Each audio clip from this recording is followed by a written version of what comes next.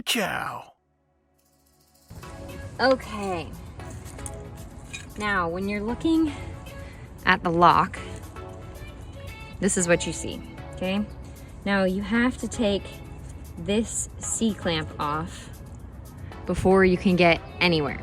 Now, I did that by just using these guys and getting up underneath enough that I could hook a pick on the back side and pull it out. Okay, once that's done, you can take this guy off. And the next step is pulling this guy off the back side. So this lives here, okay? And from the doorway, you're just gonna get a pickup underneath there and pull down. You'll be able to see the little edge of it sticking out. And then once you've done that, you can push the lock back through the door, so towards the inside of the car. And that's it. Installation in reverse order.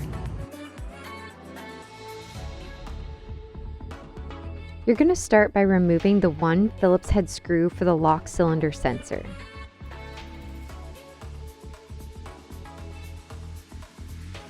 Then set the sensor aside.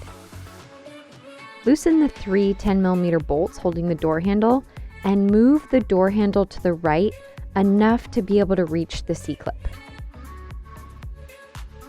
Using circlip pliers or something similar, open the circlip enough to be able to tug on the back of it with a pick.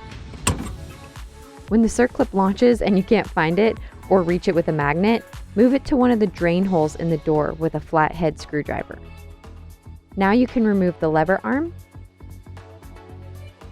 Use a pick to pull the lock cylinder retaining clip, and then push the lock cylinder toward the interior to remove.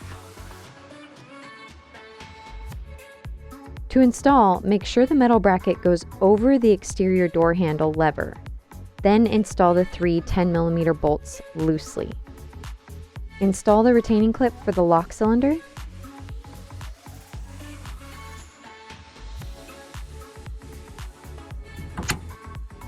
Install the lock lever. And this is the direction the circlip is installed, and it should slide right on with your fingers or can be tapped into place with a flathead screwdriver and hammer. Thank you so much for watching. If you found this video helpful, please like, comment, and subscribe below so we can help other people find this video. I offer in-person and virtual education and consulting, so if you need help completing this job, my contact information is in the description.